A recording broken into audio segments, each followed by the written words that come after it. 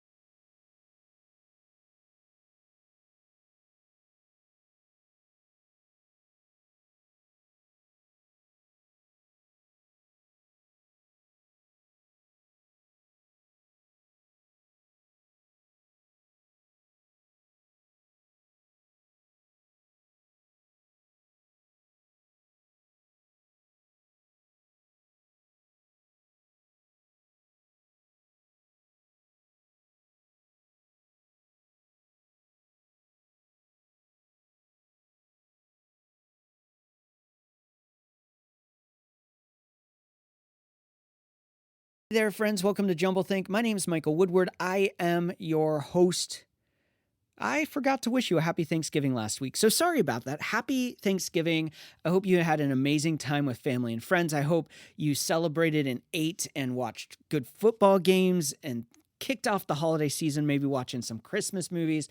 No matter what you're doing, I hope it was an incredible day. So happy Thanksgiving, even though it's a week late. I hope it was an incredible time. Our guest today is a rock star in the world of animation and beyond. His name is Mark Hentemann. He is an executive producer, the former showrunner, and a writer for a little show that is pretty popular called Family Guy. Really cool show. If you haven't seen it, I would be surprised. If you have, you probably love it. He also in the past has been a writer for a show called The Late Show with David Letterman, one of my favorite shows of all time. So we're going to be talking about that, of course. And beyond that, he was the creator of 3 South for MTV, Border Town, Run of the House, Off Center.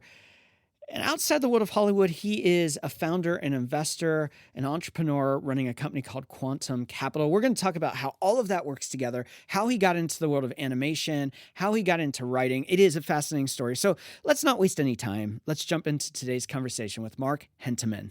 I'm so excited, Mark. Thank you so much for joining us here on jumbleThink. It's an honor to have you on the show. Thank you for having me, Michael. I'm excited. Now, a lot of people, they're going to know your work in the world of entertainment. Family Guy. You worked with Letterman back in the late 90s. Yeah, late 90s. And then you've worked on Border Town. You were the creator of that. 3 South for MTV, Run the House, Off Center. You've worked on a lot of projects. But what they're not going to realize is that you are much more invested outside of the world of Hollywood too. It's you do a lot. Yeah, I guess I keep pretty busy. It started all from insecurity, stepping into the entertainment business and just having no faith that I would ever, piece together or patch together a career.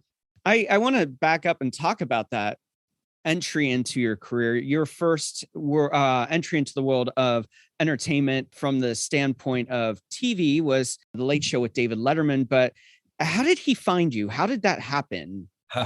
It's a bit of a crazy story. So I grew up in Cleveland, went to college and barely remember what my major was, but I started a humor publication and spent a lot of my time in college, like drawing cartoons and writing articles for this campus humor publication. And afterwards, I was kind of kicking around, and amazingly, I got hired from an ad in Spin magazine. I submitted some cards. Basically, they were looking for a greeting card or a card writer, an illustrator. And one of my friends found the article or found the ad, and he said, you should send some stuff in for this. You need a job. You have no money ever to buy beer. So why don't you send some stuff here? So I did. And I got hired at American Greetings in their alternative humor department. Wow. And the alternative humor department was distinct from the conventional humor department, which was like Ziggy and Garfield and, other licensed characters. And the writers who wrote in that department, were kind of like, they were frustrated. Like they had like a 200-page manual on what Ziggy would and would not say. Whereas we were like this experimental department, the alternative humor. So we just were, trying to be surreal or absurd and like crazy, and nobody bought our cards. We had like a rack of cards in our department with the sales figures, and and if you and you could see if your card got a 0.0 rating, which means nobody bought it. Wow. But it was almost a badge of honor because the median greeting card buyer was like a 64-year-old grandmother. And so we were proud of our dark, subversive humor, that maybe didn't get anything. It's almost a Mad Magazine version of greeting cards. Right. We were making parodies of greeting cards rather than making greeting cards. And let's be honest, most of us, that's what we want. We're kind of sick of the Hallmark version of greeting cards, and we like a little bit of humor in our life. Yeah. That opens up the door to Letterman. How did that all happen? Okay. So I was at American Greetings. I was amazed that I was getting paid to draw pictures. And I was hired as an illustrator too. And I had never really taken an art class. Like how did I get this lucky? But it was, I thought about trying to pitch a TV show about working in a greeting card company, because everybody was in these cubicles and everybody was secretly trying to get out of there. Yeah. Cause like it was like a way station in life. It's like, it was nobody's highest aspiration to be a card writer. They all wanted to be Gary Larson, like a famous syndicated cartoonist. They all wanted to be syndicated or be somewhere else. And I kind of caught that bug after a year. I'm like, is this going to be my career? Like sitting in this greeting card place. So I start looking around. This is the late 90s. And the internet is not that robust, but I look up agencies. I know if my next step is going to be the entertainment industry, and that's what everybody wanted. If they weren't like a pure artist who wanted to be syndicated, they wanted to get in the entertainment business. So I looked up online how to do that. And one of them said, you need an agent. So I looked up agencies, and William Morris Agency was the biggest agency in the world. It was in New York City. Yeah. And so I called the number, looked up the number and called, and an operator, answered. And I said, hi, I'm interested in potentially submitting some material to try to get an agent. And she just said, send it to the mailroom, and like hung up on me. And that was that. And I was like, boy, this is a total waste of time. But I had the address, and I was like, I had already sort of taken a bunch of my cards and sort of like put them in an envelope. And I'm like, I'm just going to send it. And I was cheap. And even like the $2.15 it cost to send, I was like resentful. I was like, this is going to be a waste. I'm never going to see this $2.15 back. But sent it, and told myself, I remember just saying, just forget about this and move on. And I did. Maybe 2 weeks later, I get a call, and I get a call when I come home from, American Greetings to my apartment. There's a message, and I call back, and it was an agent from the William Morris Agency. Wow. And she said, I'm a brand new agent. I've been an assistant for like 4 years, and I got bumped up. And I was in the mailroom looking for clients, and I sifted through every package, and I liked yours. And she said, have you considered being a writer? What are you interested in doing? And I'm like, I don't even know. I would like to do something in the entertainment space. And she said, well, this is what you got to do. You got to write a spec script, and you got to, that'll be your calling card, and I will send it around to the different production houses and so forth. She said, but you got to start with the script. And so I did that, and I tried to wrap my head around how to write a script, how to structure a script. But she calls me back after maybe another week. And I come home from work, and yeah, there's another message from her, and I call her and I said, hi. And she said, hey, I didn't tell you this when we first spoke, but I forwarded your cards to the Late Show with David Letterman, and they Wow. want to meet you. Wow. And so she's like, how quickly could you get up here? And I said, I'll be there tomorrow. And asked my mom. My mom had some miles, she airline miles, and I flew up there, and they offered me a job. Wow. Wow. It kind of just seems like the perfect timing. If that agent wasn't looking to move up in the career, if the right contact, it just kind of all fell into place. Right time, right pitch, right everything to fall into what many would consider a dream job, writing for a late show. I was shocked. I mean, there wasn't a show across the spectrum of television that I would have liked more to write for than Letterman. I mean, I like that type of comedy that he was doing. And it was during those like kind of talk show wars. So yeah, huge stroke of luck. Oh yeah. And Letterman's my favorite late show of all time. I think the writing is amazing. I call it smart writing. You look at like Leno, and you're kind of like in the gag as you go along. Like, I'm going to be able to tell what this punchline is going to be, and I'm in on the joke. Whereas Letterman, it was kind of like, here's the setup, here's the build up, and then we're going to zag here and just be like, that kind of thing. And so I always enjoyed that. I love the heartbeat of being in the city, how he made the city a part of the show. Yeah. It's just a fascinating show. What was your experience writing there? We had, we talked about this, Bill Shaft, which he was a longtime writer on Letterman. Yeah. He was on the show back when we first started in 2017, which is crazy to think we've been doing this long. But what was your experience like working for Letterman and The Late Show? I was thrilled. I mean, I couldn't believe this had happened to me. And, I was excited. I was terrified. I was so intimidated. This was probably the most like decorated writing staff across all of television. Everyone had like 10 Emmys, and they all were from Harvard and worked on the Harvard Lampoon. So the most prestigious writing staff, probably hands down back at that time. Right. And so I was intimidated and terrified, and moved up to New York.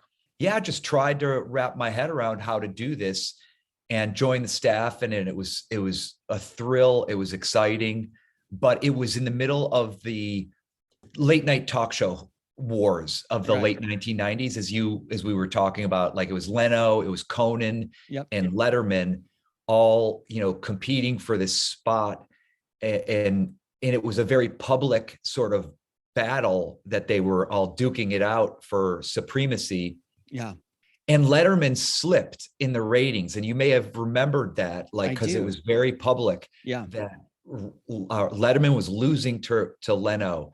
So the executive producer got fired, to shake things up. They were getting, in Time magazine was saying, how Letterman's losing. So the executive producer got fired. A new executive producer got brought in, and he decided to clean house of all the new writers. Like, there was all the old guard stayed, and I think it ended up being like a third of the staff, which I was part of. And so that was after maybe like 10 months. Wow. And so, the stroke of luck that got me in the door there, which was like, I felt like maybe a little imposter syndrome. Like, how did I get picked for this? But then I had a reverse luck, version of that luck, was when, like, I had signed an apartment lease and moved my whole life up to New York City, and don't know anybody, and suddenly I'm there less than a year, and I'm out on the street. And the day that I got let go, I remember walking down Broadway. It was in the Ed Sullivan Theater. I walk out of the Ed Sullivan Theater, walking down Broadway. Like, I usually took the trains back to where I live, but I just walked. I was like, my head was swirling. I didn't know what to do. I was like, oh my God, like, what anxiety. And it wasn't really me who I was like observing this person from above, like going through this like anxiety and fear and panic. Like, what am I going to do? How am I going to survive? But it, like, halfway through, I'm like, what is that? What am I doing? And I just said, like, stop, like, not, I'm sick of it. I don't want to be this. And, and I kind of became, excuse my, my language, but I was like, because all those Harvard guys who were up there, and I was not a Harvard guy. I was the farthest thing from that. I was like, fuck those guys. I'm going to walk home and I'm going to get to work and I'm going to become a better writer than all those guys uh, with their 10 Emmys, because I can outwork them. I may not have that pedigree, but in comedy, it doesn't matter. All your credentials don't matter. Right. I'm going to deconstruct everything. I'm going to make up for this gift that I was given, where maybe I wasn't ready. And that was kind of what I was telling myself. It was like, it's time to learn how to do this form of writing. And I got to work. Yeah. But you quickly become part of the team, starting something very fresh and new, Family Guy, of course. Yeah. How did that all unfold? Was it a quick turnaround from Letterman into that? You're jumping into a show that at that point hadn't even gone live, I believe, if I remember correctly. That's correct. Yes. Yeah. Yes. So I was, I call my agent and she says, oh, I tell her the news and she's like, okay. Well, there's Conan, but they're all staffed up. There's Saturday Night Live. They're all staffed up. And so she's like, you really should consider moving to the West Coast. She's like, 98% of the entertainment business is on the West Coast. And I was like, I've never been to LA. I don't know anything about it. I'm from Ohio. Yeah. I knew New York a little bit, but I was trying to get acclimated to New York. And so I dragged my feet for about 6 months, but then I realized I was broke, totally broke, bolting awake in the middle of the night, panicked over how I was going to pay my rent the next month. Yeah. And, and then I decided to move to LA. And,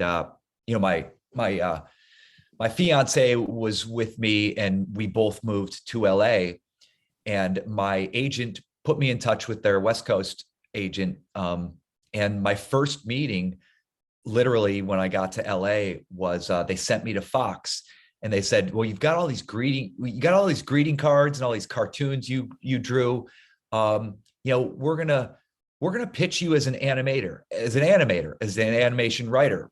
Yeah. I have no idea how to animate. Right. I've never taken any kind of animation class, but sure, whatever you guys got to do. And so one of my first meetings was at Fox. I pitched them a show. I prepared for that meeting by coming up with a show idea, and crazy, like they bought the show. It was called 3 South. It was just this college animated show. And then they said, hey, by the way, while you're developing this show, we have another show we're about to launch, probably in the next 4 months. Why you should meet the guy who's creating it. He's a young guy out of animation school. And so I was like, sure. And his name was Seth. And yeah. I went and met with Seth MacFarlane, and, he liked the stuff that my material, and we kind of talked about our influences. We both loved Gary Larson and stuff like that. And he's like, you should come on the show. And I'm like, well, what is your show? And he's like, here's a DVD of the 5-minute presentation of it. And so I go home, I punch it into and watch the 5-minute short. And I'm like, this show is going nowhere. So I'm like, but I joined the writer's room at Family Guy. I am still kind of traumatized by the undercut. I don't trust the entertainment business at all now. Yeah. And so I took my first 3 script payments on Family Guy. I wrote scripts, and bought a duplex, and then I bought a fourplex. Wow. And I'm like, I need something that'll allow me to sleep at night so I don't keep bolting awake, panicked over this industry.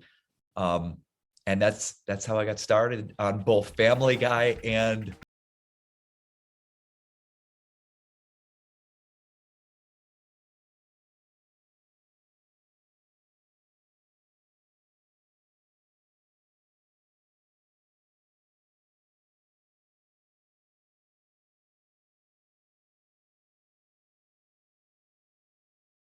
Next week, we have a wonderful conversation lined up for you. Our guest is Scott Hershevitz. He's a professor of law and a professor of philosophy at the University of Michigan. Beyond that, what we're going to be talking a lot about is his new book, Nasty, Brutish, and Short, Adventures in Philosophy with Kids. It is a wonderful read, a lot of cool stuff, and we get to talk about philosophy and how we view the world through the lens of children and what we can learn from them. You're not going to want to miss that conversation. So that's coming up for you next week. Now, here's a word from a few of our sponsors. Now let's return to the conversation with today's guest, Mark Hentemann. What's interesting is that you were taking a bet on a lot of ways there. One, other than The Simpsons at that point, there had been no major adult-centered, more mature comedic cartoons or animation at that point. And beyond that, it's on a network that's a pretty young network at that point. Fox is not a long CBS or NBC or ABC with that kind of track record. I think at that point, they're less than 10 years old, if I remember correctly, too. Is that right? I think you're right. Yeah, I remember. So you look at that and you kind of say, you have the Letterman experience, which is a great experience on one hand, opens the door for new possibilities, but on the other hand, doesn't end the way you expect and really outside of your control. There's probably nothing else you could have done better to stay in that role. It was just the environment that Letterman was going through at that time.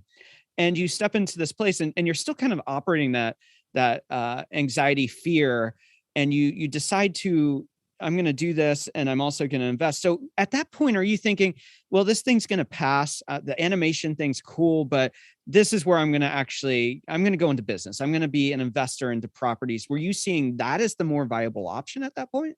I think what I was picturing, and this isn't a very empowering, like I wasn't in a very empowering place, but I was practical. I think I'm Midwest. I'm a Midwest guy, like just practical. Yeah. And so I'm thinking, I'm in this big city. It's an expensive city in a very volatile business.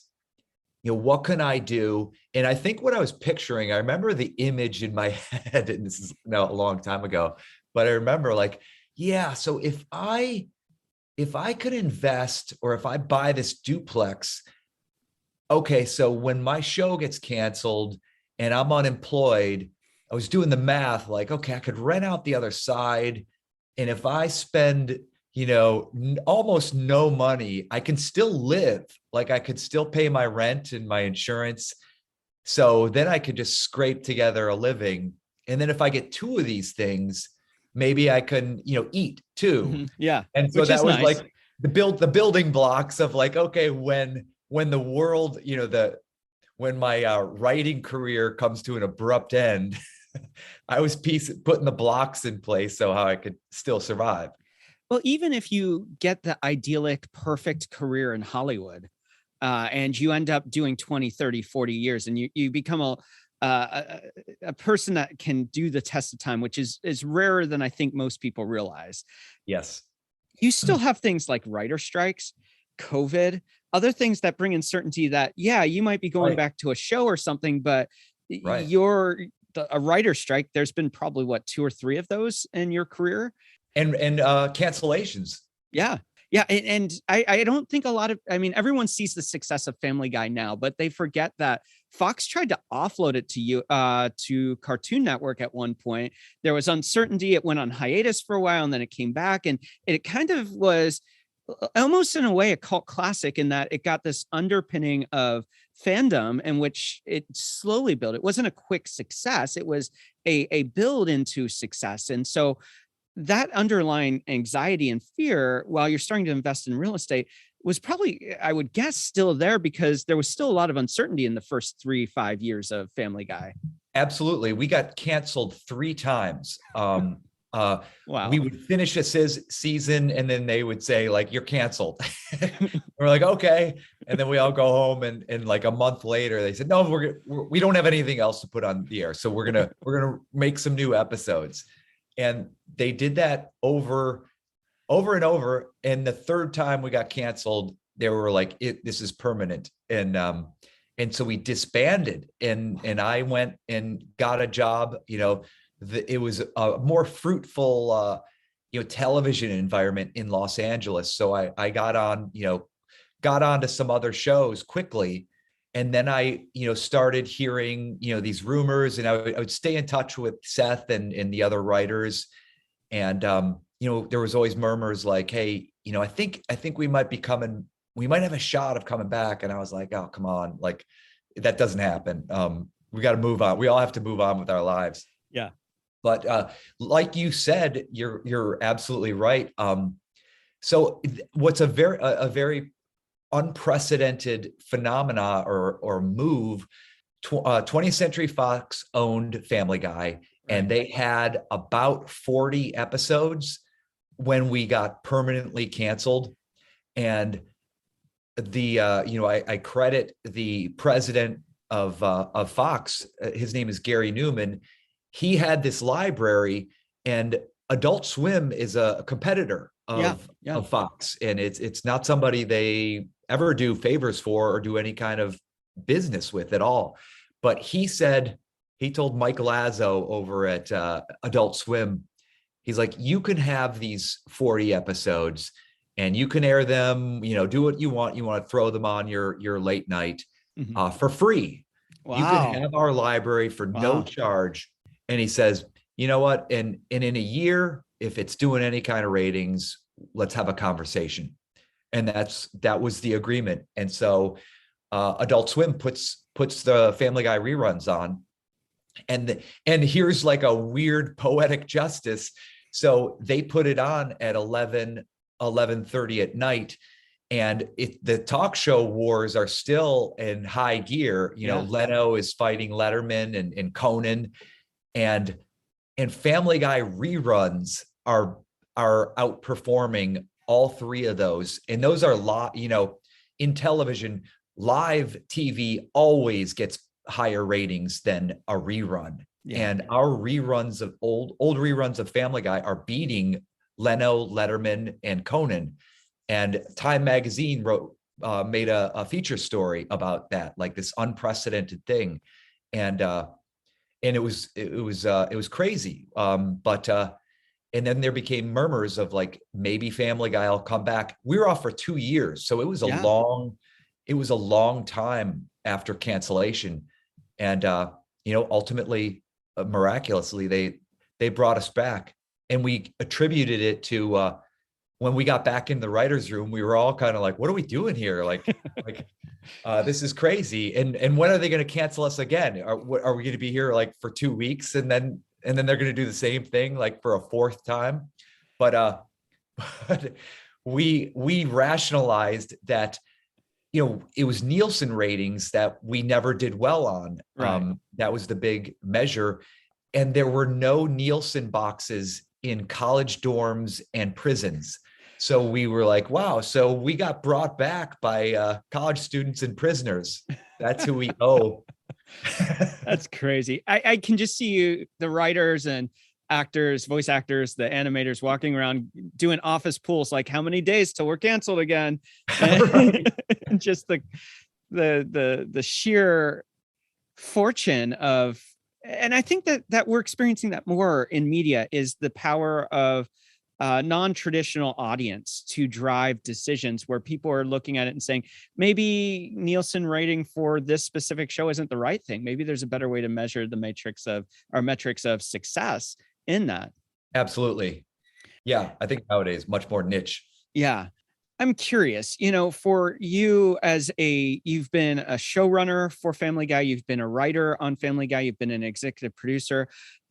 And I think that a lot of people have an idea of what an executive producer is from the standpoint of film. They're the financer, they're the purse strings, they manage hiring and firing and all of that kind of thing. But it's a little different in TV. What is your job as an executive producer in the world of like Family Guy? What does that look like? As an executive producer, it's kind of a bit like a title. Okay. And I think I think per the guild kind of structure, you get elevated, and it's a long sort of step ladder up that you go from being a staff writer to being a story editor to an executive story editor to a co-producer to a producer, supervising producer, co-executive producer, and then finally executive producer. And it's at the discretion of the show to elevate you to the next level each time. And then most people never get to executive producer. Like they remain, a 10-year writer or something may remain a supervising producer. But yeah, I worked very hard and I loved it. And one of the stark contrasts between Letterman and Family Guy is Letterman. I walked into a room that had, was very prestigious, decorated writer's room, and they had been doing it for 20 years. Yeah. And so I remember like there were all these things like that Letterman would and would not say. Like he won't go to that area. Like everybody knew like exactly what the sort of wheelhouse was for Letterman. And it was hard to hit that target. It was narrow. And I was a fan of the show and I watched it voraciously. So I knew it, but still like there was a whole nother level of like how much this had been defined. And that was the contrast is Family Guy had no definition. When we walked into that room the first time, it was like, what is this? What is this going to be? And we all had our influences. And, I remember, mine, and that's what I connected with Seth on is we loved Gary Larson. We liked The Simpsons. Yeah. I loved Monty Python. Mm-hmm. And so everybody in that room, it was so amorphous that everybody kind of brought in their own influences. And then we started to learn each other's influences and try to almost replicate, it was this weird sort of group flow situation. And that's what it became. So it kind of organically spawned from the sensibilities of 10 writers or so. It sounds like it was truly a knitting together of personalities to create a unique DNA that you, so you talk about Letterman and here are kind of the parameters. We work within this box and there's a lot of freedom within this box, but these are topics that we're not going to go to. These are just things we won't touch. For Family Guy, there's been controversy over the years. There's been questions. Is that too far? And we look at what Michael Roberts and his stand-up comedy that one time where he crossed a line and it just was, how do you measure what's funny versus what's appropriate versus this is a place we should go and aligning it to where culture says that this is relevant today and appropriate, or do you try to solve those questions? No, I don't know why we're still on the air, honestly. And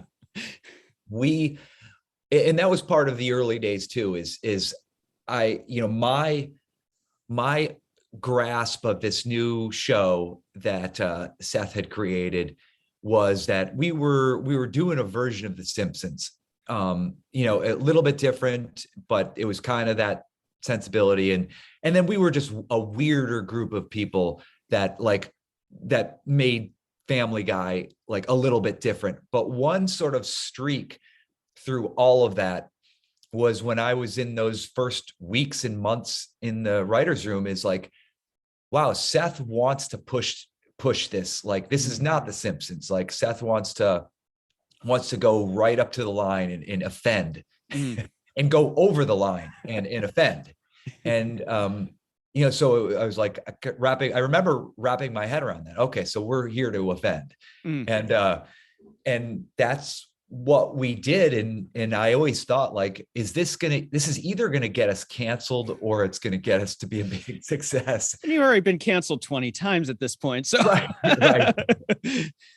So yeah, I don't know if that answers your question, but yeah, that was part of it. And to this day, I really don't, I mean, we all develop, some of us are very polite people and surprisingly very polite and well-mannered, good mama's boys. But we get in the room and we just like that. Okay, this is what we do. And you just poke around and like, what are the sensitive, like almost offensive things? And let's go there.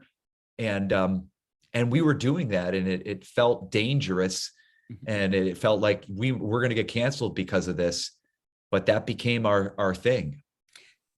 There's a lot of talk about what culture is looking back at content now, whether it's an individual or a show, and they're saying this was across the line. This is, and we're kind of rewriting history today by saying, oh, that wasn't right then, so we need to cancel that today, or this is pushing a boundary. How do you guys reconcile that as a team? Like, well, we said it was funny because it poked at a pain point where people went, oh, that is a reality. We're making light of it. How do you reconcile all of what's going on with society today and kind of, I don't want to say hypersensitivity, but it really is a hypersensitivity to I mean, I think we need to have a little bit more levity in our lives instead of taking ourselves so seriously. But how are you reconciling that as show creators, as writers, and navigating the complexity of that today? Yes, it's not easy.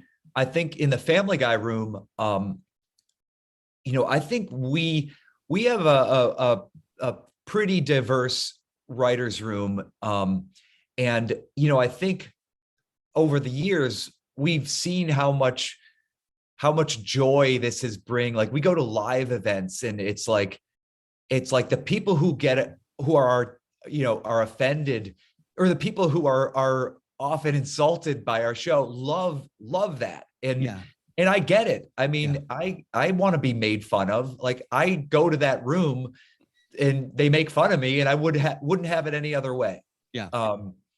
So we kind of have embraced, I guess, whether we were all polite at one point, we've been writing this show for a long time, and we like that humor, and we feel like there's a need for that type of humor. But at the same time, I mean, basically, we're like, why are we still on the air? Like, we're writing the show, and we kind of do whatever makes us laugh, and then we send the script, and the censors come back and they say, you can't do this and you can't do that, and you can't do some of these things that you used to do. But and then we try to navigate that. And there's one sort of funny story that I maybe have mentioned before, but one time we were always battling the censors, and one time we were so kind of exhausted by the time consuming nature of like these calls with standards and practices that we were in the room, and someone said, like, we should just make up a word that doesn't exist that sounds sexual, and see if it gets flagged, because these censors are so hypersensitive. And so we came up with this word "kleeman," and we put it in an episode, and just we wanted, just as a joke, we wanted to see if the censors would like flag it. We're like, I bet they will, like, but it doesn't exist. And so sure enough, we send the script in, and the censors respond saying, please remove the term "kleeman" due to its offensive nature. And we're like, what? It doesn't exist. How is this offensive? This is not a word. Like, where do you see an offensive definition of this? And they couldn't, and they were kind of flummoxed, and they let us, they're like, okay. And they caved, and we put it on the air. And I guess to everyone's amusement, like, someone was tracking it, and the next day Kleeman was the most Googled word, like, like there was like 600,000 like Google searches for the word Kleeman. And we thought it was hilarious. And we got our come up, we got one up on the censors. But, and so we had a laugh and we loved that. And, 5 months go by and we're just, and another, 10 scripts later, and we're like stuck in some spot, and we say, and someone had the idea, we should use Kleeman again. Let's call that back and see if fans like that. Like if they catch that, half a season later. So we put it in, and the censors once again said, flagged it. Wow. Flagged it. This is offensive. And we were like, what? Like, we already went through this. But the censors then cited all these Google, like, suddenly Kleeman had appeared in all these like online dictionaries. and they sort of pieced together a definition of it. And so the standards, I don't think we were able to use it that second time. A word that you created, the team that created. We made up, that had was just gibberish. That's funny. That's funny. One more Family Guy question. I want to talk about the real estate side of things and how you navigate doing so much with both entertainment and this. You've had some incredible people a part of the Family Guy family. Seth MacFarlane, of course, but also Seth Green, who is another just comedian. He delivers acting so well. And Mila Kunis, and you have a lot of great people involved. What is like the culture like? What does it feel like as a team to work with? I think it would be hard to question that Seth MacFarlane isn't a genius. I mean, the guy's just brilliant on everything he does.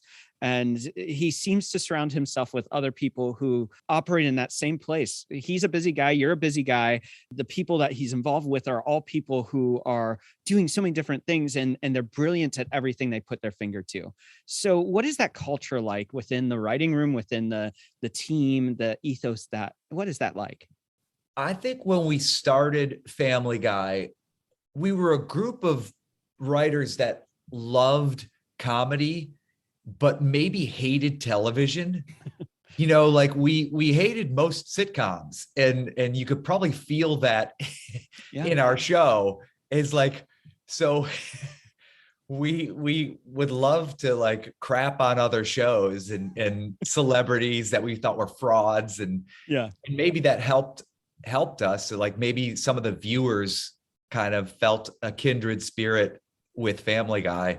And so we were always trying to do better, do harder comedy, no more of that like phoning it in, like sitcom writing where, here comes the joke that you've heard 1,000 times before.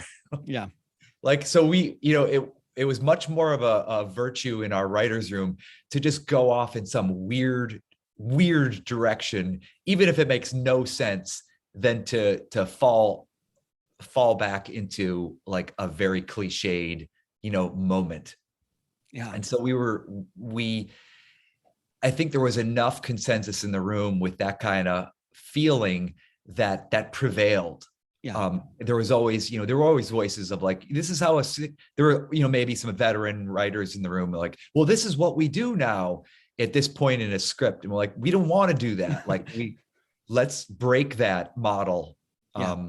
So there was a lot of like anarchic, temperament in the writer's room.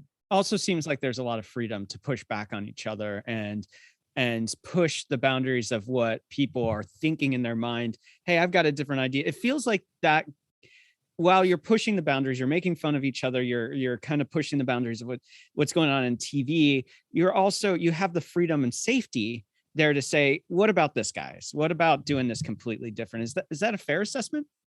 Yeah, I think like everybody that walks into a writer's room as a new writer is intimidated. It's hard to step out, and I never did stand up or anything. So I was the most introverted, writer, terrified of like sitting in a big group.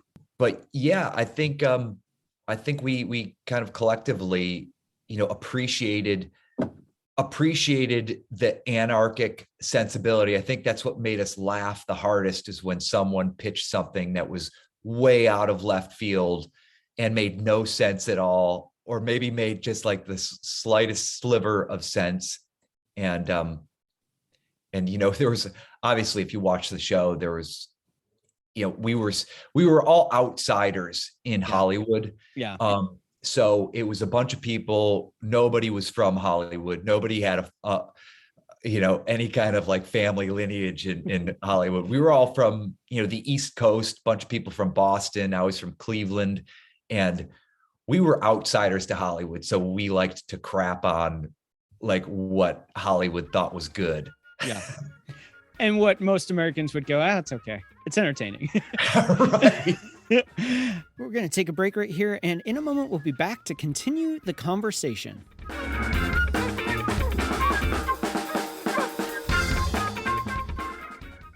It's hard to believe that jumbleThink was started back in 2017. In some ways, it feels like just yesterday.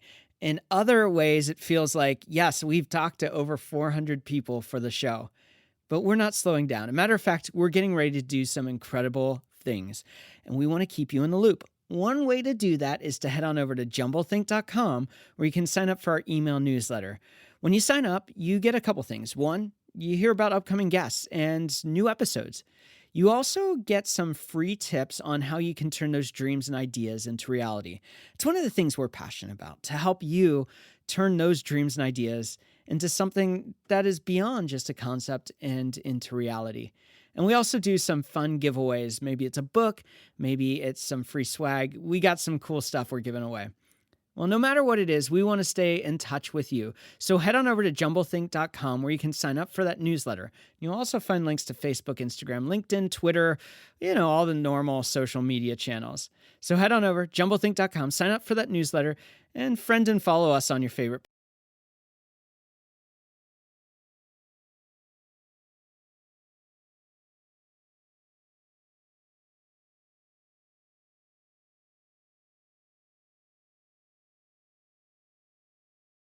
Talked a lot about your career in entertainment, but one thing we haven't talked about a lot is the investment side. You own and run a company called Quantum Capital. And one of the things I love about the website is that you're not just about investing, you're also about education. We'll talk a little bit about that, of course, too. But you hedge your investment in Hollywood by investing into properties, the duplex and the quadplex, and moving into that. And you did that for a while on your own, but then you started doing joint ventures and working with others. We met at GoBundance in Park City a couple of weeks ago, and so you're really invested into the community of investors. Talk to us a little bit about what interests you and keeps you interested in that space. I had a lot of fear buying my first duplex, and I thought I made a mistake when I bought this duplex. But I when I got into it, I started to really enjoy it, and it was very much a fixer. It had great 1920s architecture that was buried under like overgrowth and neglect, and I appreciated the architecture of it. And I wanted to restore this. And I loved, like, you spend, 7 hours, 8 hours a day, 10 hours a day. Back then it was probably sometimes 15-hour writing sessions. And you're in your head and you don't know what works, what doesn't. It's so abstract that I really enjoyed. It was very refreshing to come home or on the weekends, do something physical. Is like a property sitting in front of me that, okay, I'm going to re-landscape, I'm going to paint, I'm going to renovate this kitchen. It was just so solid. It was not like the slippery, amorphous, writing world where you're second guessing yourself. Does this work? What works. You just get out there. So I loved the physical aspect of real estate. And my first investment property, which was a duplex, turned out to be, pretty great. I had bought it it was listed for $379,000. I was new to LA. there were 15 other bidders for this property. So welcome to, Southern California real estate. Right. And I kept leaning on the broker, kind of liked me, and she, her name was June on, and I kept asking her, like, is this a good deal? Like, will you please tell me if this is a good deal or not? And she's like, I think you need to go up 10 more grand or you're going to lose it. Like, there's too much competition. Right. But she said, this is a great area and you should stay in the game. And so I did. And I went up $10,000 basically every day for about 2 weeks. And this property listed at $379,000. I won the bidding war at $435,000. Wow. And thought I had made the biggest mistake of my life, but moved in and tried to embrace it. And a part of anecdote from there is my first tenant was Mike Henry, who plays the voice of Herbert, Consuela, and Cleveland. And he made fun of me for being a landlord, and I threatened to evict him.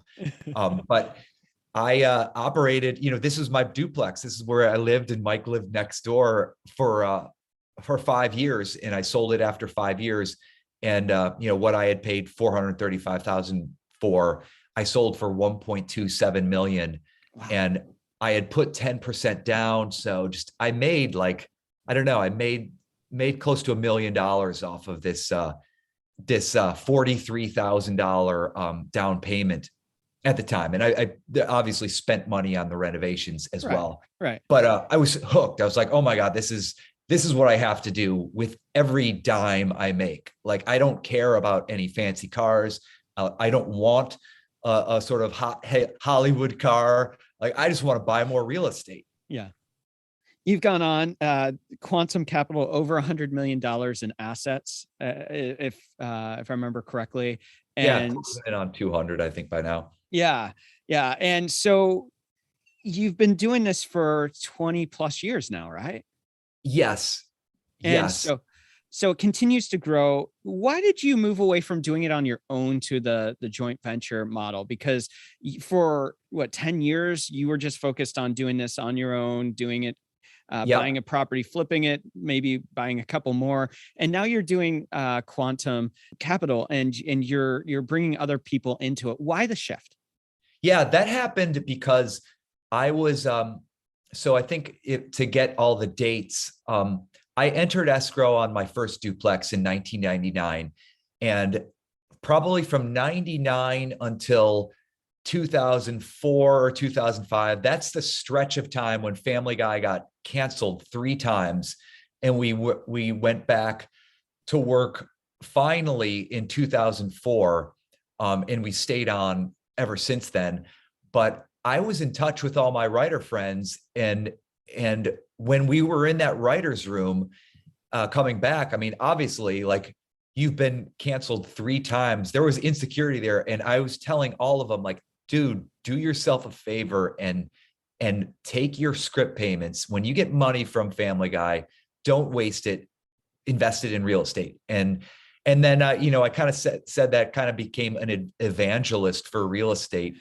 But ironically, to my surprise, to this day, I don't get it. But like, everybody would be like, yeah, you have 3 duplexes, or, you have a duplex and a 4-plex and a 8-plex. Like, they're like, wow, that's great. I'm like, yeah, I'll show you how to do it. Like, I'll show you a property. I can't buy all these things. Right. My money is limited. Yeah. And I would get a lot of like, yeah, and nobody would do it. And I kept, I think I kept prodding, my friend. These are my friends. I want them to survive. Yeah. And eventually they just said, like, well, you won't stop talking about this, so why don't you find a property and can we give you money? Like, we'll give you money. So I evolved into, ultimately into syndications by bringing writers in, and they were my friends. And, I'd get like five or 6 writers, and we'd buy a property together, and it allowed me to get into a higher number of units. And then eventually, we rode through 2008 with a bunch of writer friends of mine, and who I saw every day. So I was nervous when the market kind of tanked, but we wrote it out, and I think, the one, I had a bigger deal that we bought right before the collapse, and we ended up, it was workforce housing value add, and we tripled our money coming out of the 2014, 15 when we sold. And then that got me into, after the recovery, when the recovery was starting to happen, I'm like, I want to buy more of this. My funds are limited once again, but I feel like we're at a great position because the market really, corrected, and now was the time to get in. And so that's when I got into syndication. That's really cool. It looks like you partner with mostly accredited investors. That's what you're looking for. Is that right? Yes, we had a fund recently closed that was a 506B, which is the non-accredited, for allowed non-accredited investors. But I think we're getting ready to launch a new fund, and I think it's going to be a 506C. Okay, cool. Which is accredited. Yeah, absolutely. You have a podcast, the Wild West Real Estate Podcast. You just had Reed Goosens on, who's been on our show several years ago, 3 years ago now. Great guy. Yeah, he was great. Yeah, so really fun show. Who's that for? Who's that for? Part of it is for me, because I spend so much time in writers' rooms that I'm in the world of like entertainment and television. I have so much fun. Like the podcast allows me to connect with other people in the real estate space. So I find it fun, and I find it a great way to meet people. And I was also kind of a podcast junkie, real estate podcast junkie. So it's my weak attempt at being a host. You do a good job. It's a fun. I've listened to a few of the episodes in preparation for the interview, and it's a great show. If you're listening and you want real estate shows, this is a really, really good one. I recommend it. And the last thing I wanted to hit on about Quantum Capital is that not only do you want to allow others to get involved, but you also want to help people learn. You have a whole section on education where people can get some great guides and everything like that. I think for people like me who haven't gone deep into this space, I've talked to a lot of people, it's overwhelming.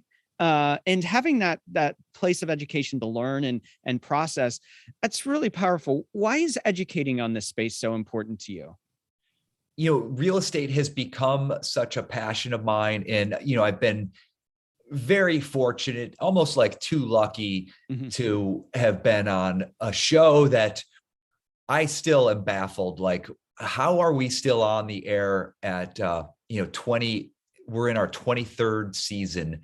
So I've been so fortunate to have a great run in television, and also a ton of success getting to go through a couple like really long growth cycles of the multifamily market that, I want to help other people. It's no longer about, I don't have any goal of like how much money I need to have. I think I have a passion. I have an undeniable passion for real estate and, the value add specifically. And I'm kind of a junkie, and I want to share my passion. Where's the best way people can find what you're doing and connect with you? Sure. You can visit our website, which is quantumcapitalinc.com, or, you can reach out to me, my name at mark@quantumcapitalinc.com. And we'll put those links in the episode notes so you can check it out. Let's do a couple rapid fire questions as we wrap up. Oh, they're tough. These are the hardest questions of the entire interview. The first question: as a child, what did you want to be when you grew up? I wanted to be a football player, no question. My dad had played football. I was in Cleveland, and I don't know. That was all there was. When I was a kid, I loved football, everything about it, and tried. I was too light and too small, but I played football as long as they would keep me on the team. What is one tip you give someone with a big idea or dream and they don't know where to start? I think, my experience has showed that, just start. I think a big, A big lesson from my experience is like that day when I put a bunch of greeting cards into a manila envelope and questioned whether I should spend the $2.15 of postage to send it to the William Morris mailroom. Right. Like it seems, so my takeaway from that is do things that seem futile, take those steps. They may not work out. A lot of them don't work out. I've started so many script projects that, they don't go anywhere. And same thing in real estate. You get excited about a building, you don't get it, or it ultimately doesn't pencil out, or you inspect and it doesn't work out. Just take those shots. Mm. And what is that? I never like sort of connected this, but doesn't Wayne Gretzky say you miss 100% of the shots you never take? You never take. Yeah. Exactly. Yeah. What do you want your legacy to be? I never really cared much about money. I cared about money up until the point where I was able to survive. I think I cared a ton about money when I was bolting awake in the middle of the night, didn't know how I was going to pay my rent. But my legacy, I just want to serve people. I don't know. I grew up and, went to a high school, like a Jesuit high school that was, meant for others. And I always thought that was such a cool motto. It was like, you don't live for yourself. If you want a better life, you got to live for something beyond yourself. What is one book you think every dreamer should read? I don't know. I read a lot of fiction, but I read it. I'll also read a lot of business books and stuff. Yeah, I don't know. I'm drawing a blank. Well, we'll skip that. Some of those Tony Robbins books, Awaken the Giant Within. I think those were early books. The earliest book I ever read, I don't want to go on a long thing, is when I was in like 6th grade. I was always like very introverted and kind of depressed, and maybe it was seasonal affective disorder in Northern Ohio. I was depressed a lot, and I remember like my mom was reading this book, or this book was on my mom's bedstand, and it was like The Power of Positive Thinking, which was like a 1930s book or 40s book. And I was like, what is this? And I kind of flipped through it in my room, and I read the whole thing, and then I read the whole thing again, and then I read the whole thing again, and then I was a bored kid, so I started trying it, and I was like, oh yeah, you can rewire your brain. That opened up doors. I was like, wow, I believe that I can do anything. You're in Hollywood. You are tied to the trends and culture of the world around us. What is one trend that you're currently excited about? I am excited. I don't know if this is necessarily cultural, but I just love watching technology, the growth and evolution of technology. I think, I don't know, I'm a believer in, technology's ability to make life better and solve, the big problems that the world faces. Yeah. Our final rapid fire question. What is one dream you're still wanting to fulfill in your own life?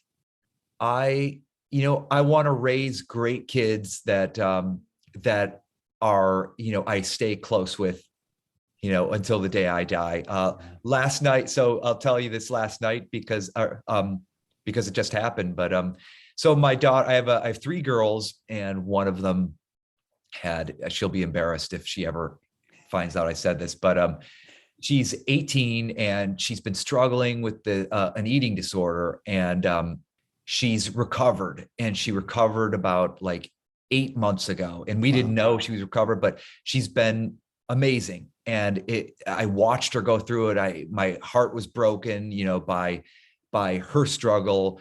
And, I always said, like, I guess now she's come out of it and she's very happy. And she said, she came and she goes, Dad, I want to get a tattoo. And I'm like, oh, you don't want to get a tattoo. You're barely 18 years old. Like, don't go there. But she's like, I want to get a recovery tattoo. And she's like, I think it'll be something I'll be proud of, and it'll be a reminder. And I was like, oh, like, I don't want, nobody wants their 17-year-old daughter to ask for a tattoo. But I said, okay, if you're getting it, I'm getting it. And so last night at 10 p.m. because we had to wait. We both got tattoos. I got one on the back of my shoulder. It's the recovery tattoo, and we're bonded. She and I are bonded. She's recovered, and I love it. That's super cool. Super cool. We always like to leave our guests have a final thought. For all of us listening today, what do you want to leave us with? What do I want to leave you with that's not a cliche? I think what served me the best is I always focused almost in like a Asperger way. I was always able to sort of like just focus on the process, on whatever I was doing, whether it was learning real estate, definitely when it was learning writing, it was just, I learned how to enjoy the process and do it all day long. And then, before I knew it, I had put in my 10,000 hours.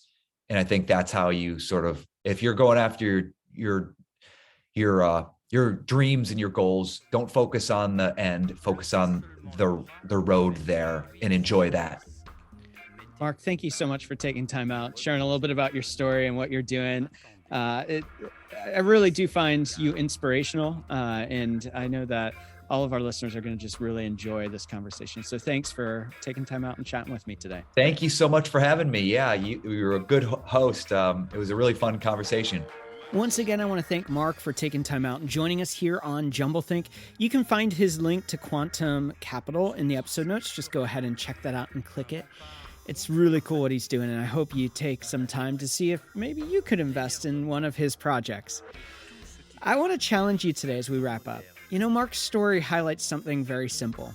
Sometimes unexpected things that aren't fun to endure happen to us, and yet it's how we respond, how we adapt that paints the new picture for us, that gives us a new path forward.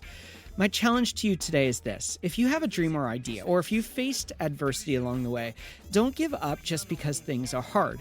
Push into what's possible, push into a new path, or even double down and create the roadmap to that dream. I hope you will do that today, because I believe that you were created for something else, and that your dreams and ideas matter, that you matter. And as I always say as we close these shows, not only thank you for listening, but get out there